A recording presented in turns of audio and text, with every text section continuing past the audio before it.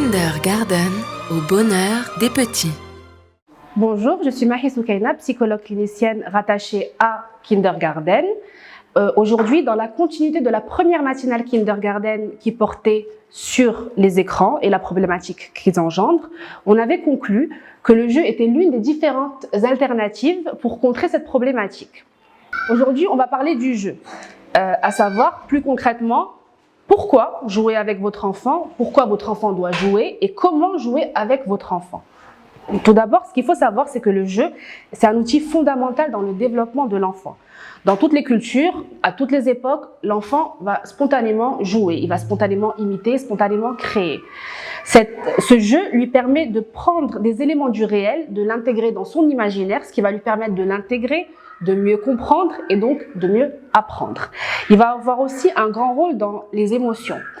L'enfant va apprendre à reconnaître ses émotions et à les expliquer et à savoir en faire quelque chose de positif et de concret pour son développement. Alors, comment jouer avec vos enfants? Je vais vous proposer quelques conseils pratiques. Tout d'abord, un périmètre sécurisé. Des jeux adaptés à leur âge, comme par exemple des puzzles, des jouets en bois, des Lego, le tout étant de diversifier les structures, les couleurs, tout en parlant avec votre enfant de justement la structure, la couleur, la forme que ça a. Proposer des jeux aussi qui leur plaisent, c'est important, pour que la continuité soit là. Des jeux de construction, c'est important, l'enfant a besoin de déconstruire pour reconstruire, afin de mieux assimiler les choses. Vous avez différentes couleurs, différentes structures, avec différents enjeux.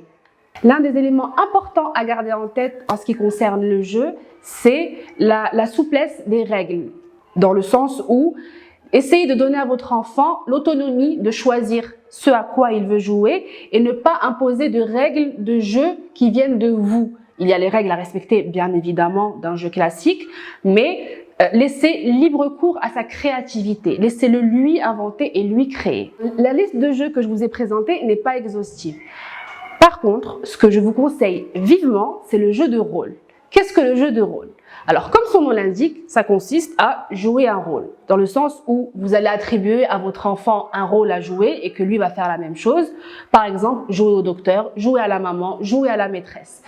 Vous avez à ce moment-là précis un échange qui permet à votre enfant de créer, d'inventer et de développer beaucoup de ses capacités. De l'autre côté, ça vous permet aussi de créer un lien important avec votre enfant qui l'accompagnera tout au long de son développement aussi. J'espère vous avoir un peu éclairé. N'oubliez pas que imaginer, c'est créer. Je vous retrouve très bientôt avec un nouveau sujet sur Kindergarten.